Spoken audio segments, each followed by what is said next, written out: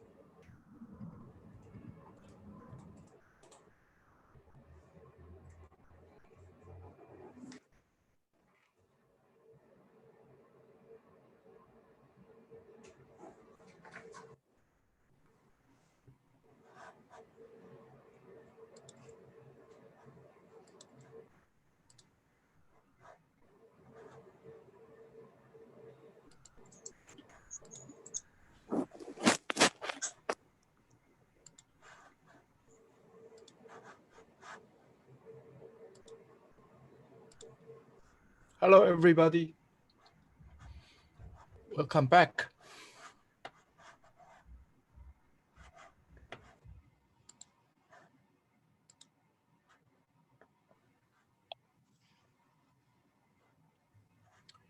All right, so today we are going to talk about MapReduce.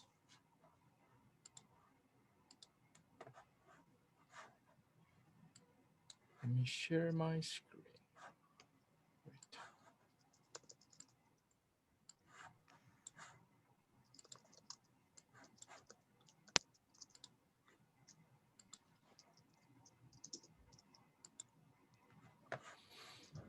How's everyone? Good? Everything okay? So far, so good. So far, so good. We do, for those who are not in Los Angeles, we do have winter storm coming today and some snow in the mountains and very cold. Well, Los Angeles standard. All right, let me join my iPad.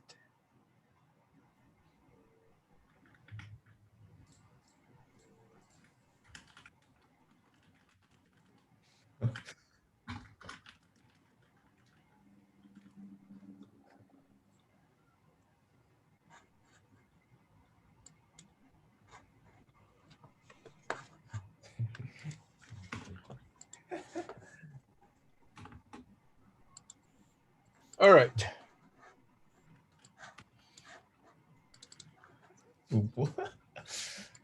So remember what we have covered last time. Oh, need to switch display. Remember what we have talked about last time. We covered the introduction of MapReduce. Oh, I already uploaded the slides. So it's under the resource tab on Piazza. So we covered some basics of data mining, and I hope now you have some understanding of data mining. What's the topic, what's the concept, and I hope you read your textbook, chapter 1. So before we start, if you need any accommodations for your quizzes and exams, and you do have a letter from the university, send me an email and we can arrange that. Other than that, I think in general, this quiz time should work for everybody except the ones who are in Europe. But send me an email if you want to do this at a different time zone. But if you're in, I think, most of the Asian countries, and if you're in the US, this is your quiz time, okay? All right, so MapReduce. Yijin is our PhD student. She helped reorganize all the slides, make it look nicer. So traditionally, when we are writing computer programs, algorithms, coding, we are looking at a single node architecture. We're going to cover many of the algorithms that are going to use single node architecture, but let's just look at one single node architecture. So this means you only have one computer. You don't have to have networks. You run all your computations on this machine. So you have a GPU, you have a CPU, you have memory, you might have disk drive to store data. Okay, so the computational model for single node architecture usually apply for machine learning, statistics that require less data set, but a huge computational power. However, very often when we are working on data mining problems, your data cannot fit into your memory. All right, someone is singing. If you're not talking, please mute yourself. We can have a dedicated hour for you to sing, but yes, nice voice. So what if the data cannot fit into the memory at the same time? For example, typical machine today, you can buy maybe 1 terabyte memory. But very often, if we want to process transaction data from Walmart or from Amazon, for example, there are some open data set you can download. The transaction data could be multiple terabyte, and there is no way you can fit everything in your memory. And what would happen? Well, if we want to use a single node architecture with GPU, CPU, memory, plus a disk to store your data set, it's not very sufficient. Not very sufficient means very often we have to, the algorithm have to access the data sets from the disk. So let me show you.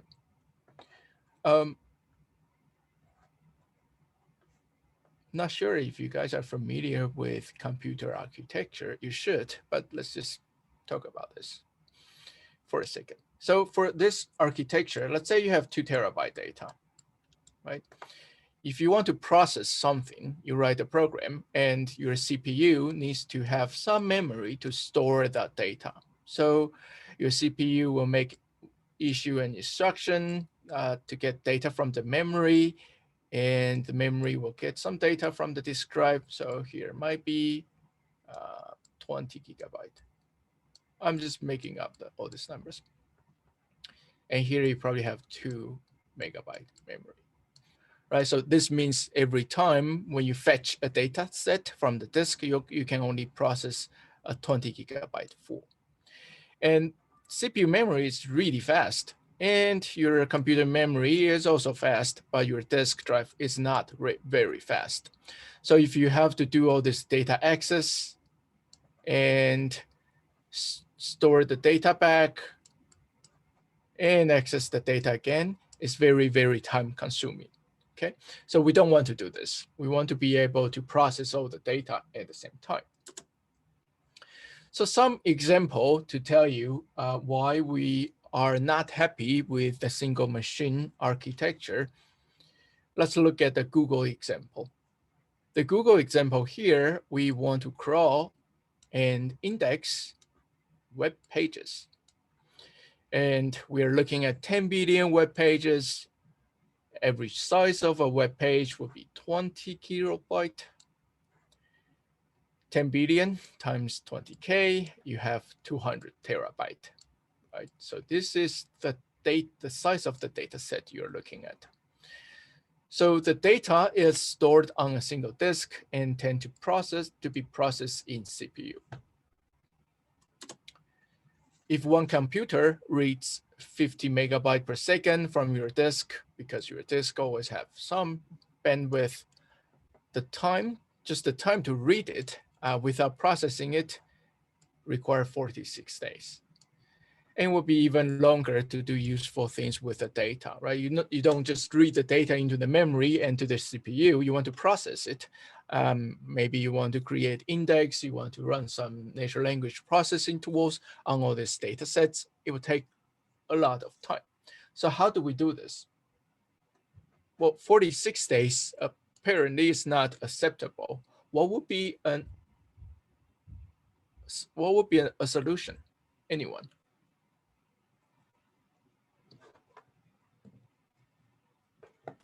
Break down maybe the web pages in different chunks and kind of run them in parallel, read them in parallel. Okay, yeah, very good. So we can read them in parallel. But what does it mean, read them in parallel? We can split the data set into small chunks. So these are data chunks. We store them and process the data in parallel in multiple disks and CPUs. So although we are still looking at the single machine in memory architecture, here, but we can have many of them. Right, so if you hear people talking about the cloud or clusters, these are multiple machines, but each machine still have this single machine in memory architecture. So for example, we can have 1,000 disks and CPUs. So the time to read all the data set now can be divided by 1,000, right? So all your data set are divided by 1,000 machines, Now you can use 4,000 seconds to read them. So this is typically called the cluster computing, but what exactly is a cluster? Let's look at it. So in a cluster architecture, we have multiple racks. So this type of racks is very common in machine rooms. So if you ever been into a machine room, you will see many of these racks. Each rack can hold multiple machines without a monitor. So multiple racks might share one monitor, and you can switch to different machines if you want to access the machine from here. And often it's just a Linux node. So if you look at the architecture diagram here, this is one machine, this is another machine, and they are all connected, right? Because when we are talking about dividing data into 1,000 machines, we need to be able to have a way to find the data once we divide them.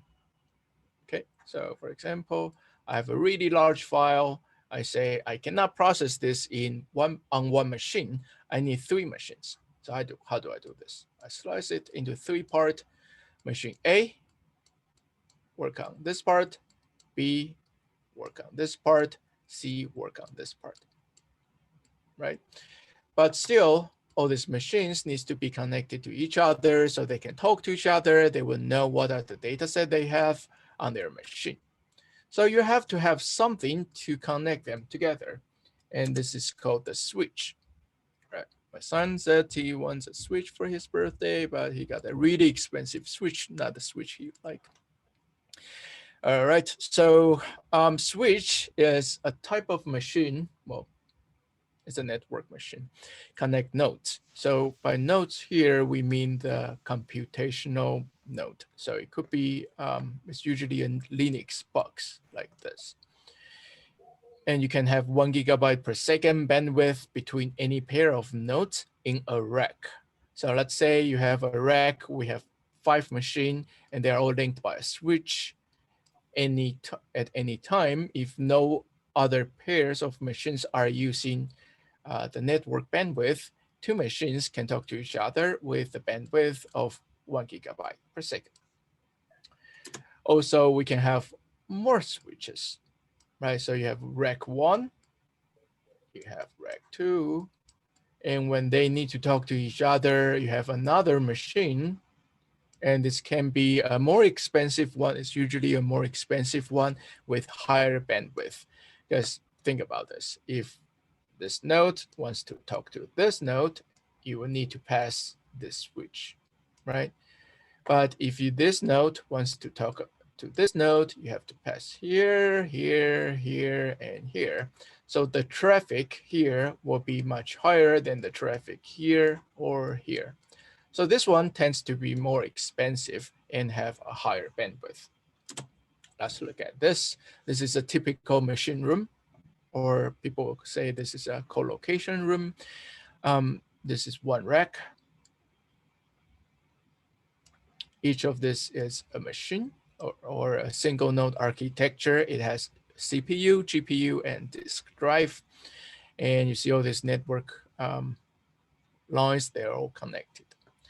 So guesstimated to 2011, Google has 1 million machines. Okay, so that's a lot.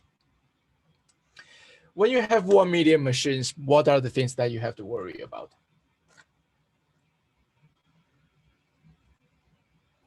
Shutdown, like power supply goes off or something, a risk Right. like that.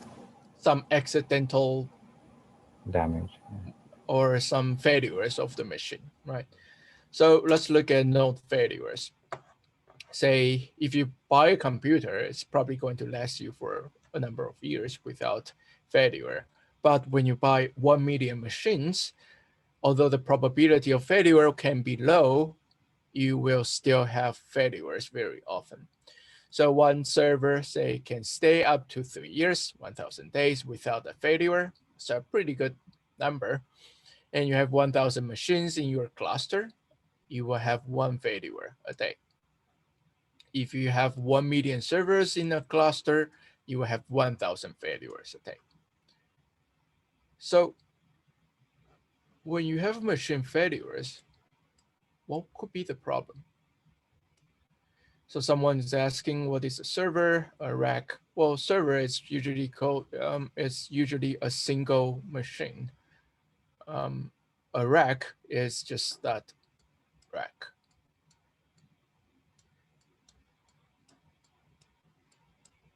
Right, this is a rack. And on the rack, you have a machine. This is a server or a node. It's just a computer.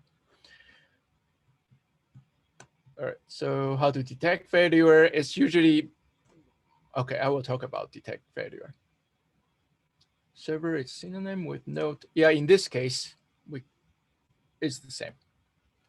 Data inconsistency. Okay, so we are talking about failures, right? So let's look at our previous example. It's good you guys are asking questions. Too bad I cannot see you. All right, so we have 3 machines. In this case, we put these 3 machines on a really nice rack. They all talk to each other. A is handling this part, chunk number 1, B is doing chunk number 2, C is doing chunk number 3. What does this mean then? This means this C1, it's actually stored here. C2 is stored here. C3 is stored here, right? So that's how A can process C1 without talking to each other, well, without talking to other node or servers or machines. But what if A does not respond? What would be the problem if A died, if we lost A? Great. So you guys are saying it cannot process C1, data will not be available, right? So, okay, the key here, first, your C1 becomes unavailable. You cannot put C1 to other machine for it to process.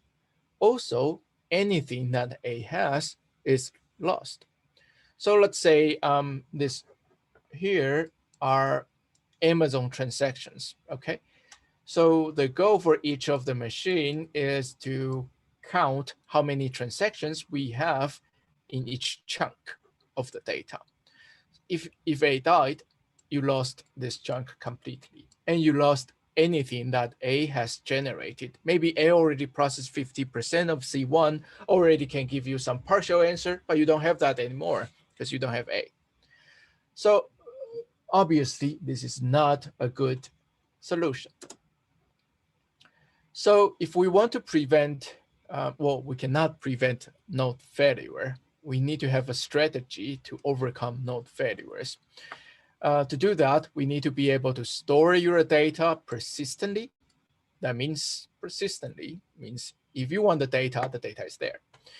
You want to keep it available when node fail. Whenever there's a failure, you can still access your data, right? So it's very rare. Let's say you're using Google Drive, and we know that Google Drive or Google services is running on millions of machines. But any day, any time, 1 or 2 single machines failure will not affect your access to Google Drive. And even if there is a service shutdown over a couple of days, you can still restore your data. In very rare cases, the entire cloud is going down and then you will not get your data back, but it's very rare. Nowadays, all these big companies, they will have multiple locations in various places to store their data. All right.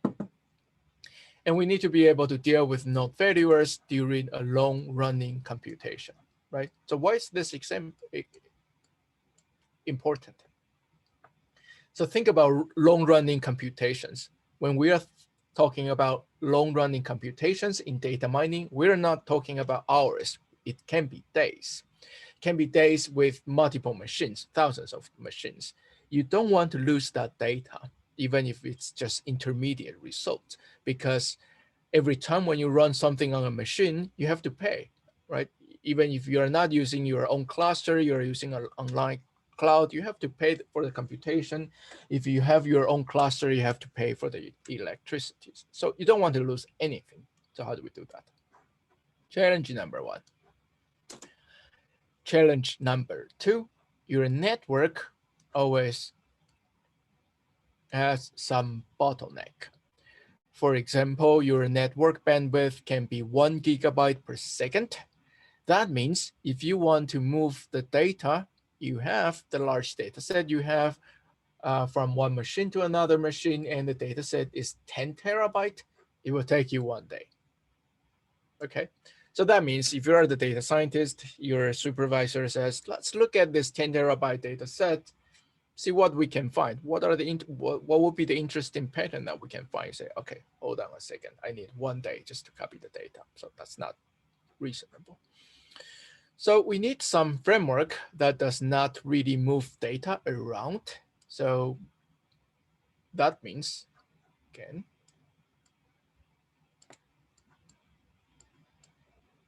machine A, machine B, machine C. If A is processing this, B is processing this, C is processing this, we want the data to be stored on machine A. The data here to be stored on machine B. We want the data here to be stored on machine C, right? So this is the most efficient way. Think about if you have your data here. Let's say if you have all the data set stored on A, because A has a really large disk, and you want B and C to still crunch this 2 parts of data, what do they have to do first? Well, they have to ask A to give them this 2 pieces of data sets, and that can take a lot of time. So ideally, the data and the computation should be at the same place, the same computer. This is your challenge 2. Challenge 3 is writing code for distributed or parallel programming. Is actually very, very difficult. Anyone here have done Java multi-threads before? No? Okay, so here's one example. So multi-threading is also parallel processing, but it's often on one single computer.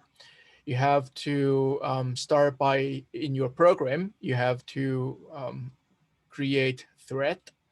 You have to create classes that can inherit the thread class, and you have to define several different functions, and sometimes you have to wait for other thread to finish. So node A might need to wait for node B to finish its task before A can continue, okay?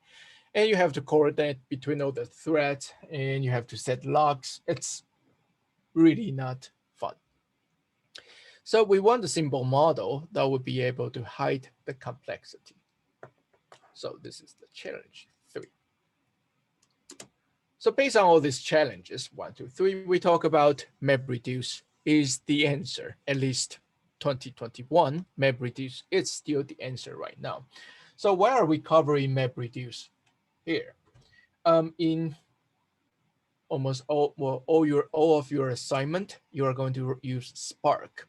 Spark is an implementation of MapReduce. So MapReduce is not a programming language. It's just a way to write code. It's a programming model. It's a way to write code to be able to handle large data set in parallel. So we are covering MapReduce here to show you different ways that we can handle large data set, because you are going to write your homework assignments in a MapReduce way.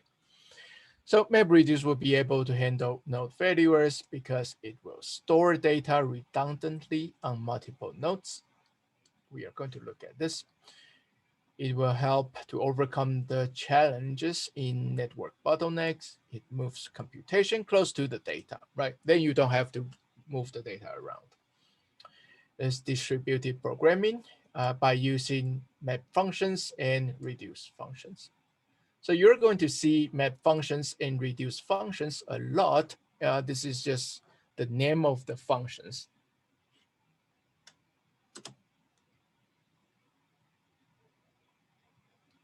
So let's look at the data redundancy.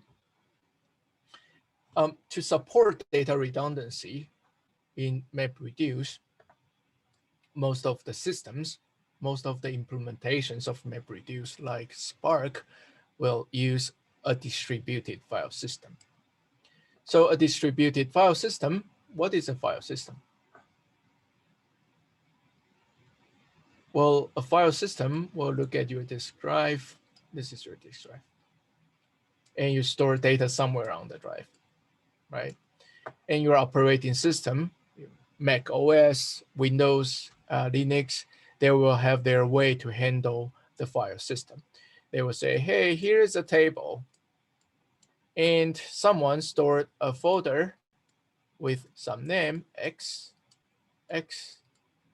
And to find this file, we need to go to some address 1 in the disk. So this is address 1. And the size of the data is Y. Okay, so this is like an address book. So if any of the program needs to access this data, we know, all right, go to A1 and starting from here and go for X amount of byte, you will receive your file. So this is a file system. You can think of this as address book for a city because we are looking at a local file system. A distributed file system needs to handle similar things, but it will be across multiple devices. Someone says, is that round you draw means disk? Yes, this is a disk. Okay. I don't know if any of you have ever looked at a hard drive. So this is a hard drive, right? A hard drive you can purchase. No, a hard drive is a square or a rectangle. But if you open your hard drive, you have a disk like this because it has to spin very fast to get the data. All right. Where am I? Oh, okay. So local file system will only look at the disk drive on one single machine. Distributed file system, you can think of this as an international address book. It has to look at file systems on multiple machines. So if someone says, I want to find this data, your A1 can be now on this machine, right? Or this machine. So distributed file system also has the benefit to store data multiple times across a cluster. So a cluster of multiple machines. But when we say a cluster, it's a cluster of multiple machines. Provide global file namespace. So now you don't just use A1 to talk about any files. You want to first specify, well, the address book will need to tell you which machine has that file, right? So it could be machine 1, A1. So it's a global file namespace. Some example is Google GFS and Hadoop HDFS. Hadoop is open source. We're going to use it. I don't think we have access to Google GFS. You guys might have access if you go intern for Google. Typical usage pattern. Well, because there's no good system architecture or bad system architecture. It's all about your use case. So when do we want to use a distributed file system? When you have huge files. So it could be hundreds of gigabytes, and usually it's hundreds of terabytes. And your data is rarely updated in place. So you don't update your data, you append your data. Reads and appends are common. So what does this mean? Maybe I should use the whiteboard. Let me try this.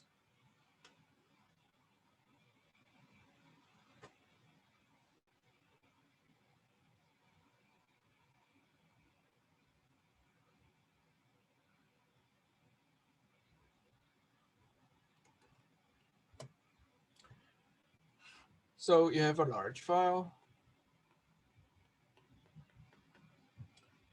And you can think of this large file, it's storing customer transactions. Okay, customer transactions might be too much. That's very simple example. Let's say you're Google. I don't want to do it. Let's do that. And every line here is a user query, right? Let's use our car example. Someone query Honda. You have IP address and you have the time. Someone other people query Toyota, IP and time, and you keep this log. This log is very useful because you will be able to look at the query distribution and you will be able to generate things like trending words, right? Google has these hot search words that you can do, but this file will be really, really large. And by saying your data is rarely updated, but only read and append, we mean that if you're Google, in this case, every time when someone search, you just add one more row at the end of the file, right? So you append, you append, you append. And when you need to calculate something, let's say you want to find the most popular search keywords in the last 24 hours, you read the file. You can read the file from beginning, and that's it. To be able to update your data, you will need to be able to index your data and find it. So let me give you one example for update. It can be that I want to update. I issue an update command, and I say I want to update all queries, keywords equal Honda. And I want to set time to no. Okay. I just made this up. I don't know why you want to do this, but this is an example of an update. So think about this process. What are the operations will be involved in this process? Well, your file system needs to be, well, not just your file system. You have to have some way to quickly find all the rows that has a keyword Honda, right? That means you have to read all the rows, or your program has to read all the rows, find this keywords Honda, set that row with the time equal to now, and you're done. And this is usually very, very, very time consuming, especially this search step. So MapReduce is not very good at doing this, and you don't want to store your data when you need to update it very often. You just read and append. In some other cases, instead of update, you just add one new records, and it will overwrite any of the old record if their timestamp are the same or other things are the same. Okay.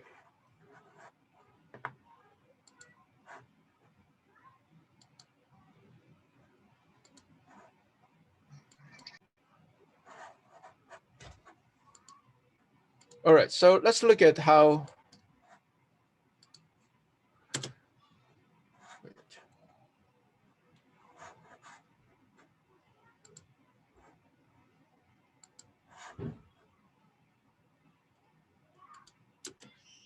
Let's look at how a distributed file system will be able to keep your data persistent. So in a distributed file system, your data is kept in chunks and spread across multiple machines. And we often call this chunk servers or data servers. Each chunk will be replicated on different machines. For example, let's look at 4 servers here. Let's say you have 4 servers, you can store data.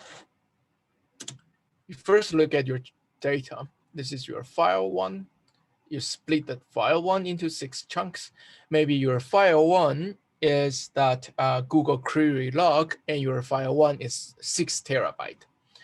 So you store it on, you split it into 1 terabyte per chunk, and you store chunk 0, 1, 2, and 5 on machine 1. 3 machine 2, 4 on machine 3. Good. Are we done? Well, this is not sufficient, right? So if in this case, if your machine 3 died, you're going to lose your chunk 4. So how do we overcome this? We just replicate it. So look at your C0. Now you have chunk server 4 has C0. C1 is here, C5, C5, C2, and C2, and so on. So every chunk exists in at least 2 machines. So you might be wondering, we are wasting lots of data space, but this is how you'll be able to guarantee that you will always be able to find your data, even during the case that some machine died. Then if you want to add another file, let's say you add file 2 has 2 chunks, D0 and D1, you can put D0 here, D0, D1, and D1, okay? So now this is very nice. And this is easily that you can see you have to have a global address book, right? Or a global namespace for your file, because if someone's asking, where is C0? Your address book needs to say, all right, C0 exists on chunk server 1 or chunk server 4, and it's the first block, right? So it's global, means that address book index everything in the cluster. So chunk servers also serve as computational node or compute servers. And this is very cool. This means we are going to bring computation to data.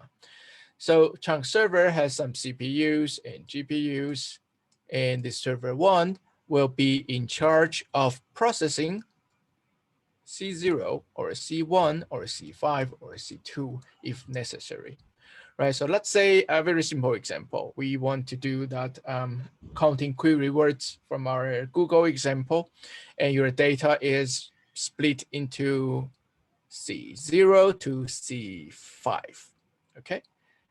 Then how do we assign workers? Well, I know this one, chunk server 1 will process C0. How about chunk server 2? The choices are C1, C3, and C5. Okay, C1, nobody's processing it. Let's do C1. Chunk server 3, C2, C4. Nobody's processing C2. Let's do C2. Chunk server 4, C0. All right, someone already processing C0, C4. Nobody's processing C4. Let's do C4. And we still have what? C3 and C5 not processed, right? So now it's get interesting because to process C3, you can see if chunk server 2 or chunk server 4 finish early.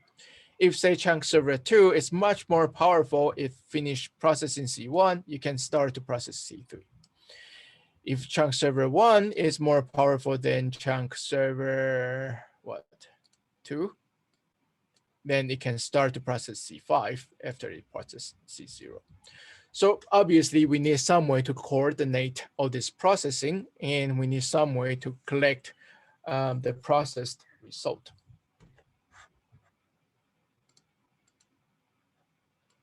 That's a question. All right, is there chances that the whole chunk is down? There could be chances that the entire cluster is down, but it's very, very rarely because people will also replicate clusters. For example, we might have one cluster to store the data set like you are looking at on the slides in Los Angeles, and another set of cluster in Seoul, and another set of cluster in Barcelona, right? So the chances that 3 places went down is very, very small. If something happened and your server in Barcelona, in Seoul, and in Los Angeles all went down at the same time, server failure might not be your primary concern. This doesn't apply to servers that work with intermediate data from another computer server. I don't know what does that mean though. Oh, I see. We're going to talk about intermediate data and MapReduce. So keep that thought. All right.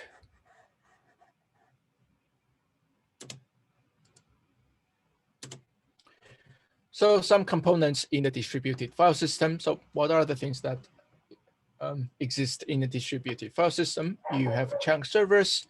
Chunk servers file is split into chunks. And this is actually a parameter that you can set, but typically people are doing 16 to 64. Each chunk is replicated twice or 3 times. And we want to keep replicas on different racks. And the reason why is in case one of the switch fail. If a switch fail, the entire rack will become inaccessible. So if your replicas is on different rack, you will be able to still access the data even when your switch has failed. Okay. Other than that, you have your primary node. Okay, this is something I want to tell you. So in your textbook, when we talk about clusters, MapReduce, it talks about master nodes and slave nodes. You can see that on many other publications, many tutorials on MapReduce. Yeah, sorry, the dog barking is from me. I cannot mute my dog. I'll try. No worries. Where was I? Oh, master node. Okay, so in your textbook and in other tutorials, it's usually called master node and slave nodes. Well, that's very common in computer science. I don't like that terminology, so instead of calling master node, we're calling it primary node. And you can see that in many of the Python implementation or Postgres database right now, it's called primary and workers instead of master and slave. All right, so primary node. Let's say primary node often is also called name node in Hadoop, HDFS, so the Hadoop distributed file system. The primary node will store metadata about the files, right? So it stores this global namespace, this global address book to help any program to find any files. For example, it will know that your file 1 is divided into 6 chunks and the location of each of the 6 chunks and the location of the replicas, just in case some of the machine died. You might want to replicate your primary node because this is a node with many important metadata. Otherwise, people will just attack your primary node, then they can take down all your clusters. Other than that, we will have client libraries to access files. So all these things, chunk servers, file chunks will be hidden. As a programmer or software engineer, data scientist, you don't have to know that. You would just need to be able to interact with the client library to access the file and run your computation. So your client library will talk to your primary node to find chunk servers to store the chunks and also issue comments. It will be able to directly connect to the chunk server to access the data or to just ask the chunk server to do something. It doesn't have to go through the primary node, right? Remember, your primary node is like a global scheduler or address book. You don't run data on your primary node, you only get this metadata information. Let's look at one simple example. So both these charts are a common Hadoop cluster.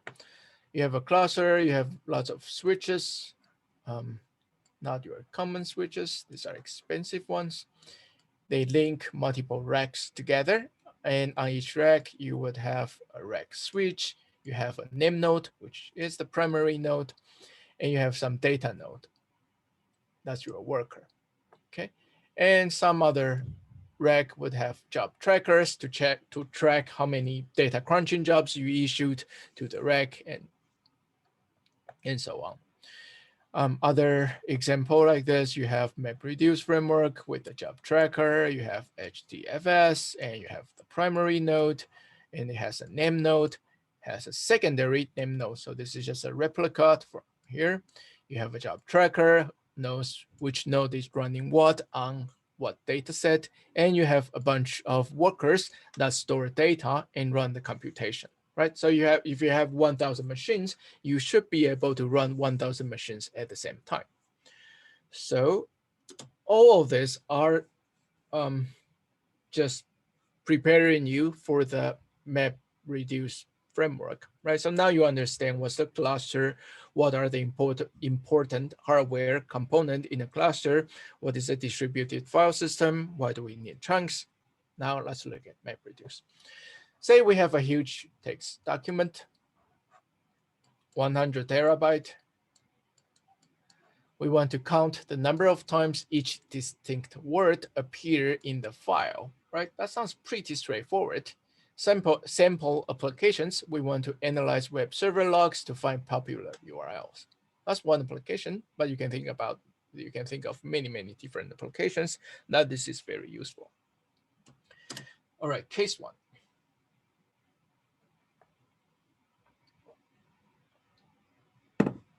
Say your file is too large, right? We know that 100 terabyte is too large. And too large for what? Too large for your main memory. That means, well, you cannot load the entire file into the main memory. You have to look at your disk, and this is your file on your disk, and you have to read some part to the CPU, sorry, to the memory, and then to the CPU. Crunch the data, write some answer back, and read the second batch, right? So you're going to continue this process. So for example, if your memory is 1 terabyte, you have to iterate this process 100 times. Okay, this is still okay. You read the entire file 100 times, and all your word and count pairs would be able to fit into your main memory. So how do you solve this problem? The solution is to use a hash table. I think someone asked me to explain hash table. So hash table looks like this. It's a basic data structure. You have keys and you have values. Usually key is unique. You can think of key are the index. So key can be anything, can be a string, can be a number, can be some categorical variables. Let's say key is your USC ID number. 3, 1, 10, 5, 6, 8, 5, 1. And value is your GPA, 3.5, okay? And you can store many key value pairs. And sometimes people will call this a dictionary. And we're going to use hash table many, many times in this class. So make sure you read your chapter 1. All right, so this is a hash table. And if we want to count distinct word, we can create a hash table with word and count. And we just use that to store the number of times a word appear. How do we do this? We can make a simple sweep through the entire file. Say now we read a word. What would be a good word? We read a word file. We just look at the hash table. We say, all right, do you have a key file? It says, no, I don't have a key file. So I'll just add the key file. And I'll just add the value 1, right? That means I saw this file, the word file 1 time. The next time when I read the word file again, let's say I'm here, read the word file again. I asked the hash table, do you have a key file? It said, yeah, I do have a key file. And I'll say, give me the value. And it will say the value is 1. I say, all right, good. 1 plus 1 equal to 2. Let's store 2 here. Right. So in this case, you are going to store this hash table in your main memory. And once you read the entire file, you will be able to have all the keys represent the distinct file names, distinct words, and the value represent the number of occurrence of each distinct word. All right, let's take a break for 10 minutes. Come back at 7:03, and we're going to continue the second half of the class.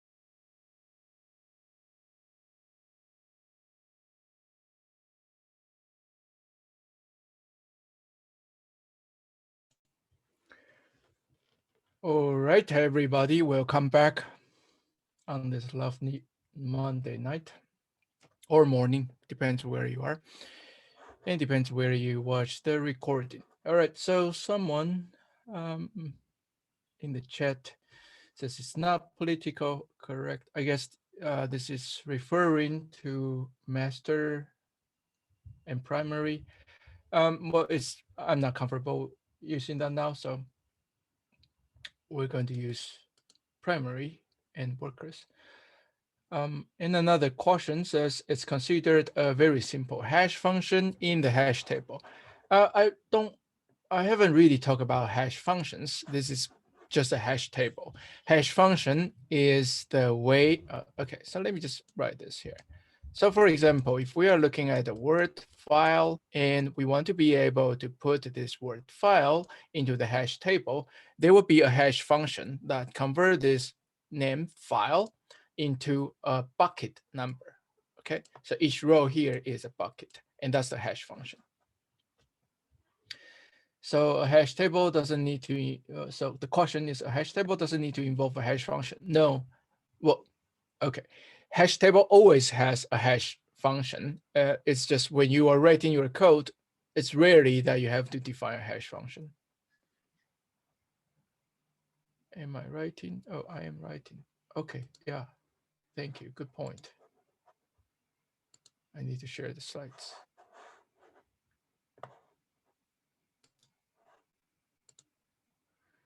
Thank you for reminding me. Okay, great. Where was I? Oh, here. So this is a hash table. All right. Let me use the whiteboard. It's easier to draw.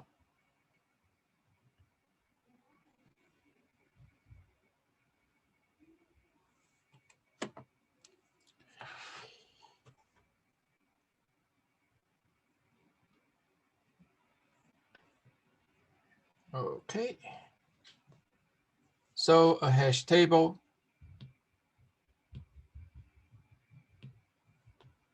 A hash table looks like this.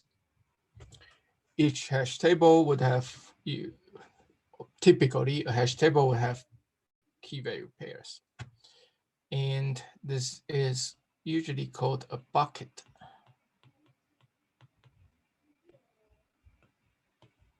Okay. In this case, you have how many buckets? 0, 1, 2, 3, 4, 5. Okay, we always start from 0, computer science. Now we have 6 buckets. And what is a hash function? Let's say if your key is file and your value is 1, that's the number of times you see the word file. Your hash function will take file as the input, right? We always talk about input, process, and output. Input is file, process is h function, output is a bucket number. So this is your hash function. But how does this hash function works? Well, many different ways. The easiest one is you convert file into an integer number. Let's say you have some way to convert it into an integer number, maybe using its encoding or some way. Okay, so let's say the integer number is this. And you know you have 6 buckets. So you just do mod 6, and it will give you a number between 0 and 5, right? Then you can use this as your bucket number and store it. So in this case, you can start easily to see that we will have many, many distinct words in our example. It will be larger than 6. So it could be that hash function, what will be other words? And will also return 0. Okay, so why? Because and convert to integer becomes 6, and 6 mod 6 is 0. So this means you have a collision. You will need to store and file in the same bucket, and it's not going to work. So in reality, well, in practice, when we are talking about hash table in this way, we often assume that you have a very large number of buckets and you can store any number of words without a collision. Okay, so that means you have a hash function that will be able to help you to do that. All right, let's go back to the slides.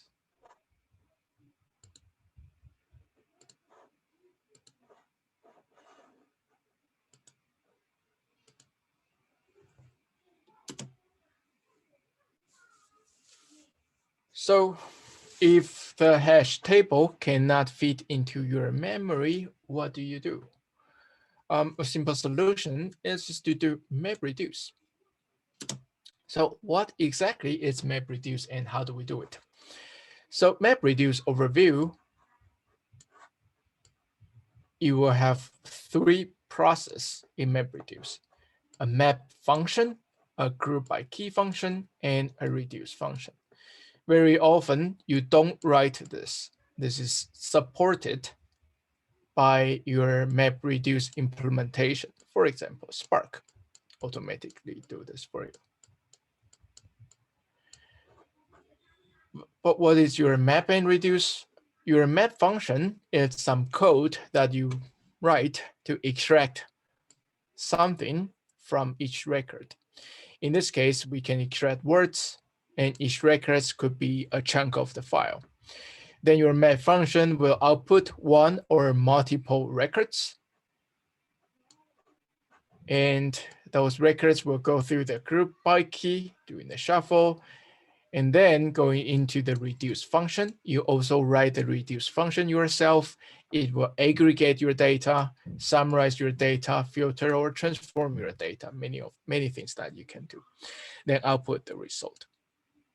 So this outline stays the same, but your map function and your reduce function can change to solve the problem you have. This might be too abstract for you right now, but let's just look at some examples and it will become clearer. All right, a MapReduce example, you have a really large document. Our goal is count the number of occurrence of distinct words. Input, large document, map function. So the map function will read your input, produce a set of key value pairs. So for example, it will start by reading from here. It will say, okay, I see a word the. So the key is the value is 1.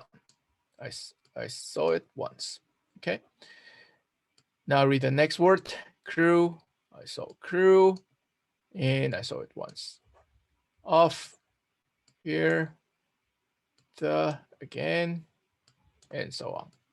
Okay, so this is the output from your map function. Okay, so remember input, process, output. You have input, you have output. Process is very easy. You just read it and generate this key value pairs. Group by key functions, often provided by your MapReduce implementation.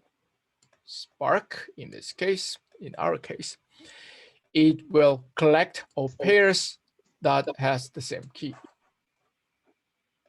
Someone has a question? So this means the group by key function is going to sort the output from all the map functions and it becomes something like this, right? So sort by key, so to crew, space, the, and shuttle, and all that. After group by key, now it's the reduce function. The reduce function will collect the values belongs to the same key and then generate some output. So for example, your reduce function will collect records with the same key, that is crew, and add the values, right? So 1 + 1 = 2.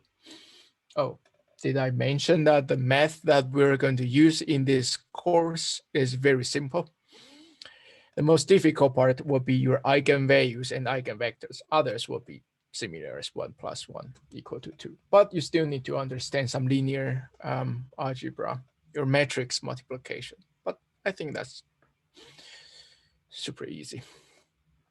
All right, space and the every sorted by key, collected by the reducer, aggregate the numbers. So there you can have 1 + 1 + 1, you have 3, right? So then this is your output. You know that crew appear twice, space appear twice, the appears 3 times, and shuttle appears once. Why is this useful? Well, remember our large data set is actually not one file, it's multiple chunks. Right, so in this case, let's say it has 4 chunks. Now we can have 4 machines. So this SEM, the SEMF function runs on 4 machines. First machine will generate this output because it's reading this. Second machine reading this, generate this output. Third machine reading this, generate this output. Last machine reading this, generate this output. And all this output is going into your MapReduce environment. In this case, Spark. It will sort all the records across machines. So it becomes this. And your reducer will say, all right, I am looking at crew. So I will get the crew records from here. Machine map node number 1. And well, there's no other node that has crew here. Maybe this one. And then it will aggregate these 2 ones, the values, and you have 2. So your reducer can only, your group by key function can also be processed by multiple machines. So in this case, you have multiple machines, and it will generate 3 parts of the result, and your reducer will read them and generate the final output. Right, so this is a very nice cluster environment. This is a very nice programming model for clustering environment, because you write the same map function, you write the same reduce function. In this case, you're doing 1 + 1 or 1 + 1 + 1, right? Aggregate, summation. You don't have to worry about group by key, and you don't have to worry about how many nodes you have, how many map functions you can have. Your MapReduce environment will take care of that. All right, 6. All right, let's stop here because this is the first day of your quiz. Let me tell you something about your quiz.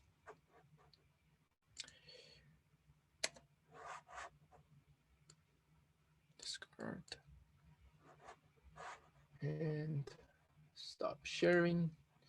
So your quiz starts at 7:20. So please go to your Blackboard right now, and I can tell you where you can find your quiz. If you go to your Blackboard,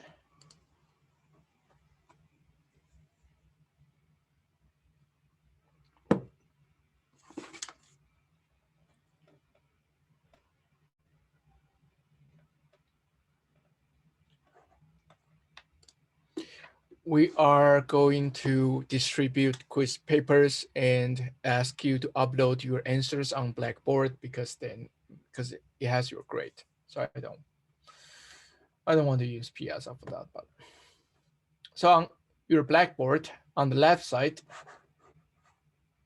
let's see if I can share this.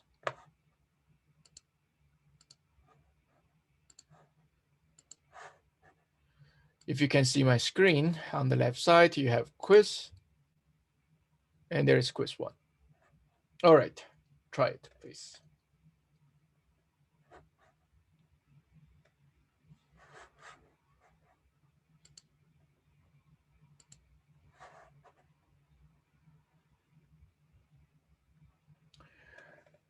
Okay, so there's some questions. Is it case sensitive? Okay, so case sensitive, I think you're talking about the map function. It depends on how you write your map function. All right, great. You guys are not seeing the quiz. That's by design, because it will show up on 7:20. So I'm just asking you to check, just make sure that someone is looking. All right, let me answer other MapReduce questions first. I suppose we can, so the question is, I suppose we can decide whether to make it case sensitive in the map step. Yes, you can make that decision. All right, so other people are saying you cannot find the quiz. Yeah, in 1 minute, you should be able to find the quiz. Yes, there's no content. You have to wait 1 more minute. There's another question. Do we need to write the quiz physically? Okay, so that's why I want to be here. For your first quiz, you can write it on a paper. You can type it any way you like. If you write it on a paper, you just take a photo and upload that photo to Blackboard, okay? If you type it on a Word file, upload a Word file or a PDF. You should be able to see it now. Let me refresh.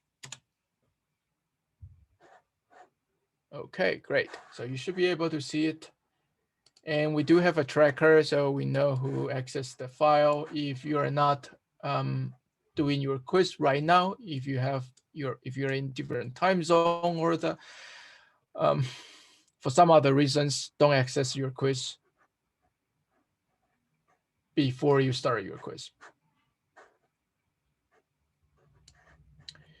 And we will have our TA hosting your quiz.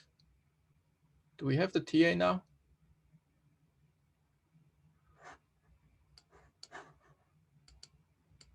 Hello? If our TA is here, please let me know.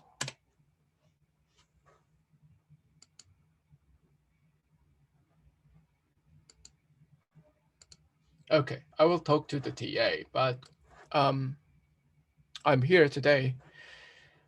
So when you are working on your quiz, please turn on your camera. And if you look at the quiz, it says write it on a paper or type it. Either way is fine. It's closed book. It might be tempting that you want to use any notes or slides or Google search, but let me tell you this. The quiz, we design the quizzes so that you can have time to practice. That will help you remember some of the important concept. So make sure you work on the quizzes on your own. All right, you can start your quiz.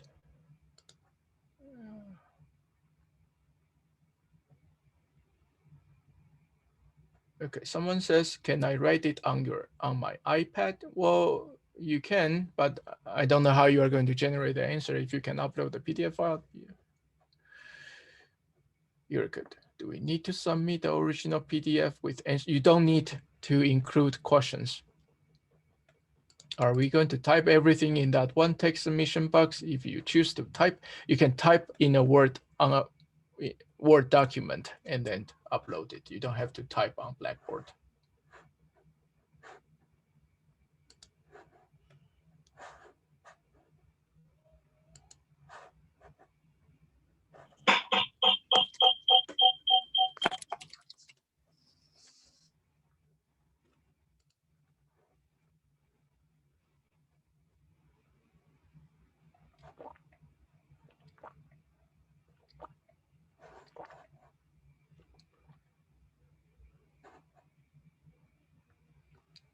Right, if you are not taking the quiz now, you can log off.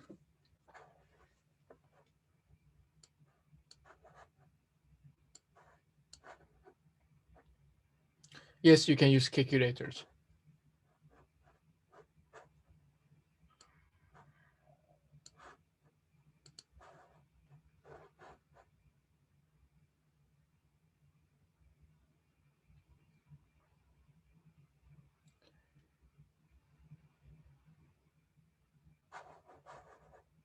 And I think you're going to have your first office hour today with the TA.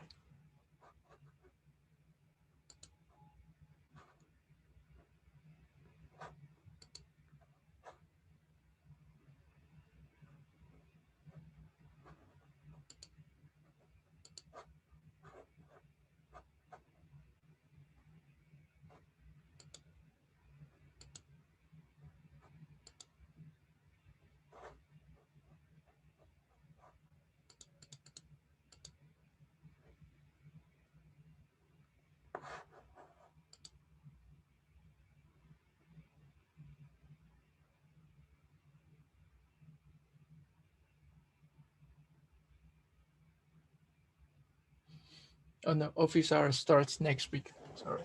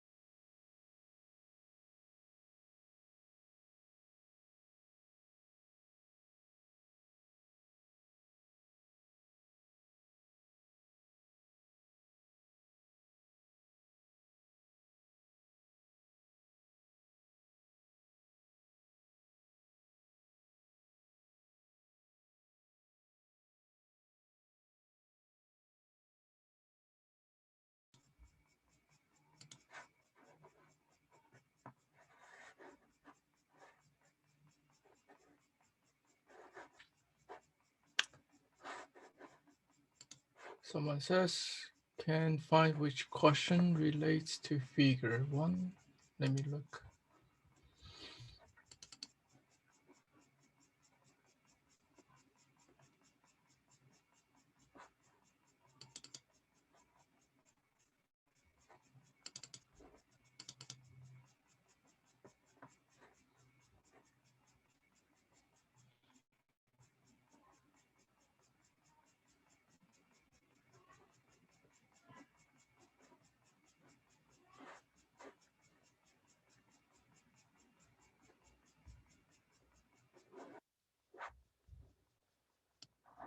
Oh, sorry. Yeah, my bad. You can ignore figure 1.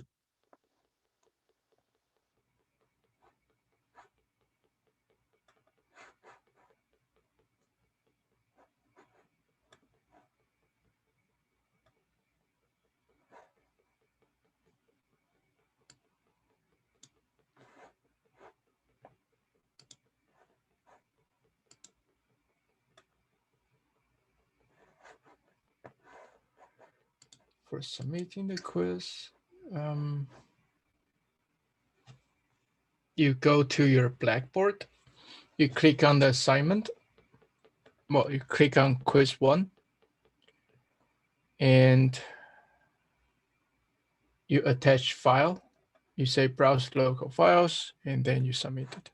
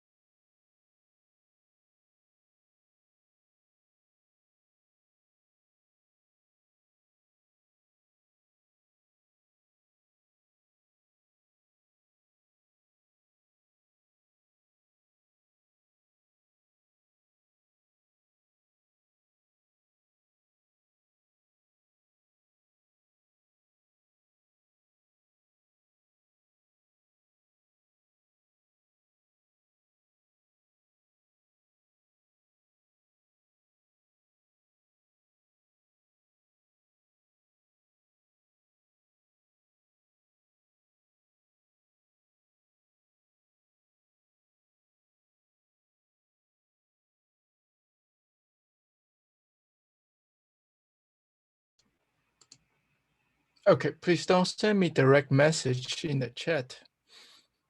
Just send it to the classroom, unless it's personal. I don't think there's anything personal about the quiz, but okay. So someone is asking, can I add some notes to the answer to multiple choices questions? You can, but that will not help you. Another question, do we need to give an exact number in Q5 or just put the expression without compute? You don't have to compute the numbers.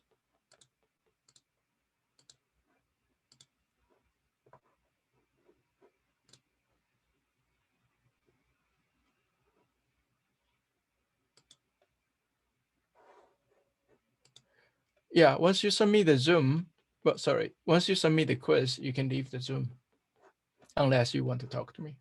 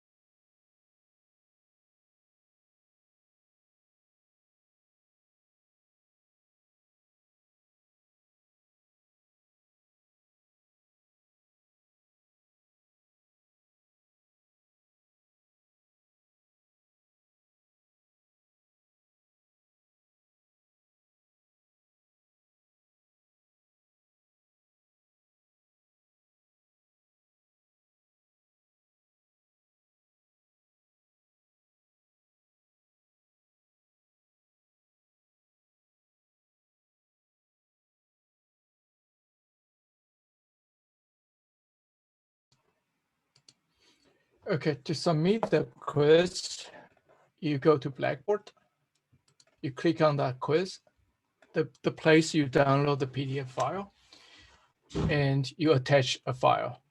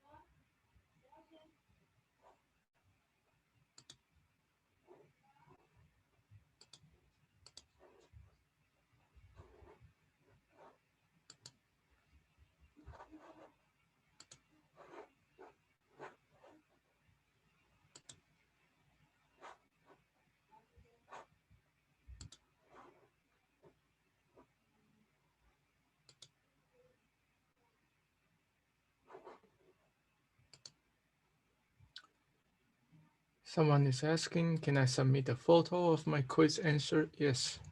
Make sure the photo is clear.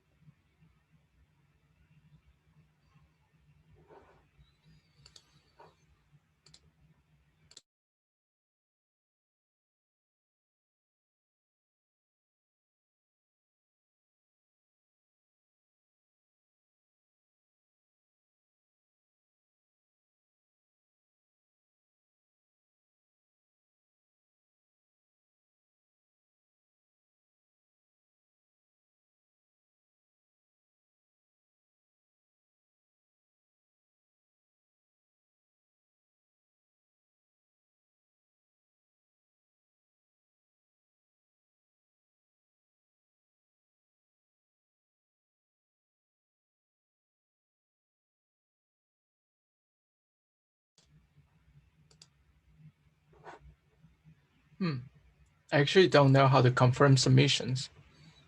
You probably go to Blackboard and see if you already have a submission there.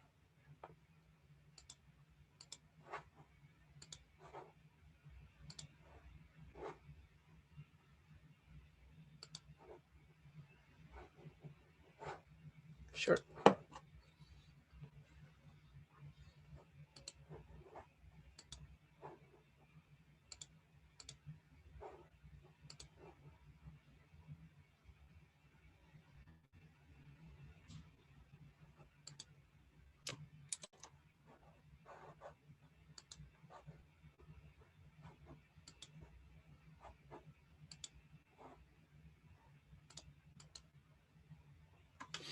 Thank you.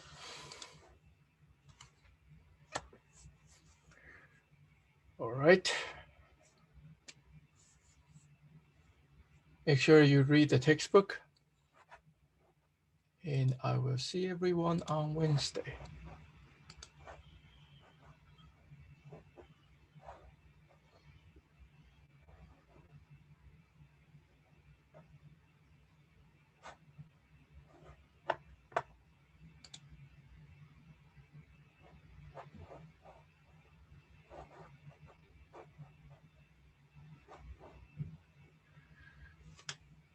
Wait, some of you are still submitting.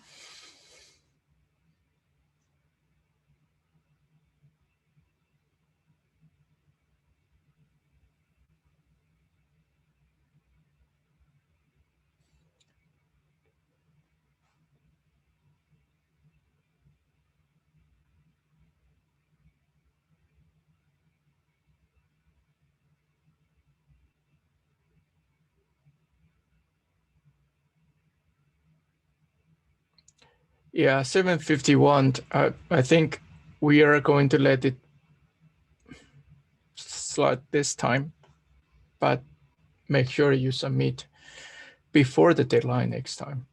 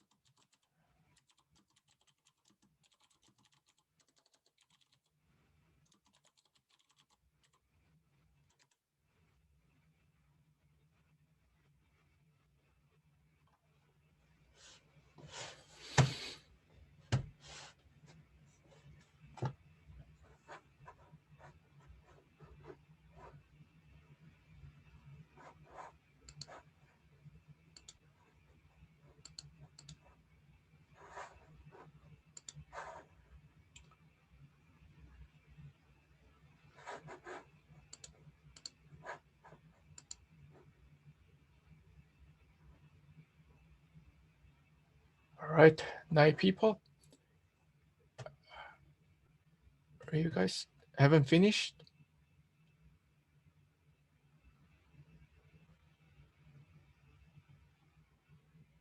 One, two, 6. 6 people.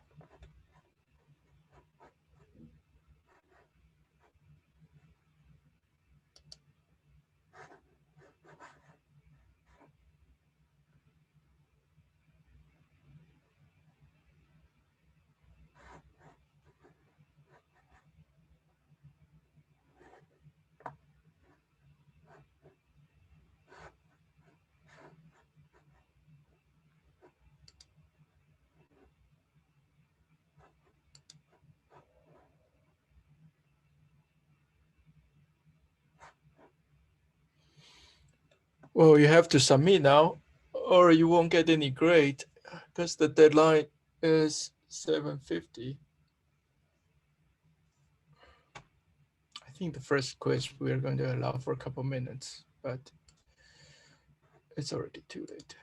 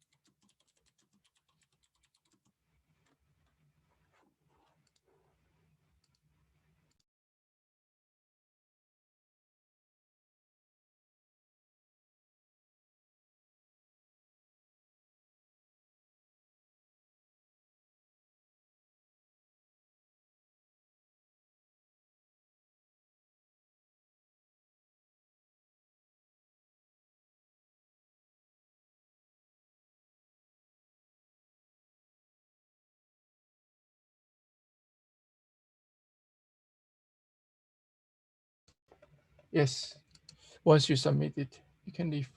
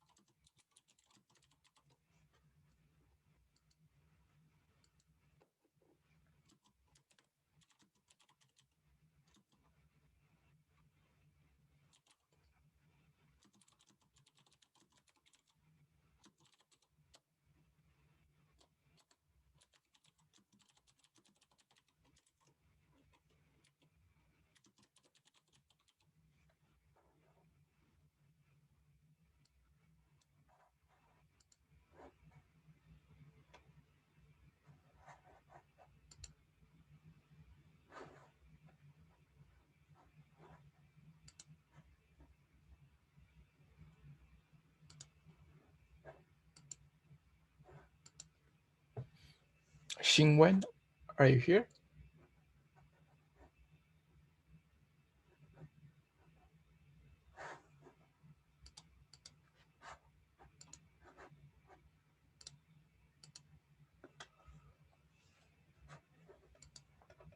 Hey,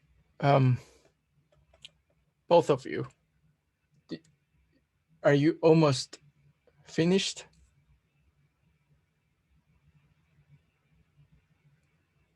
Can you hear me?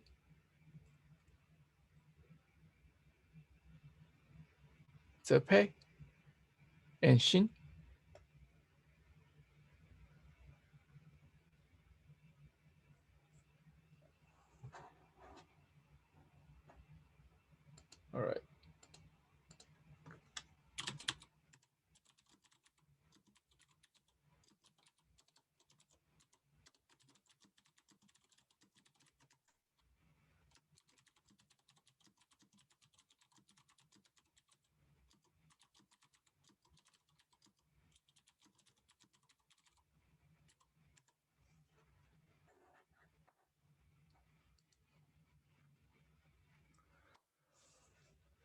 All right, it's 8 p.m.